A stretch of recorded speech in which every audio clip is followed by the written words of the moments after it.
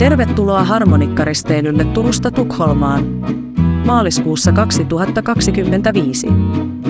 Siljan Baltic Princessa on varattu kokonaan harmonikkaväen käyttöön. Ja on kuin soiva paratiisi. Miltei vuorokauden ajan. Lähde mukaan iloiseen ja leppoisaan tunnelmaan, jonka pääosassa ovat harmonikka ja musiikki, sekä harmonikan ja musiikin ystävät. Soitto soi illasta aamuun ja aamusta iltaan esiintymispaikoissa sekä spontaanisti laivan käytävillä. Risteilyn järjestää Suomen Harmonikkaliitto.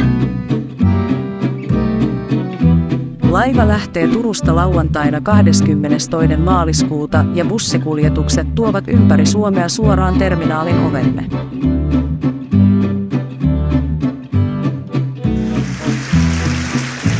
Nähdään harmonikkaristeilyllä. Saat liput osoitteesta harmonikkaristeily.fi.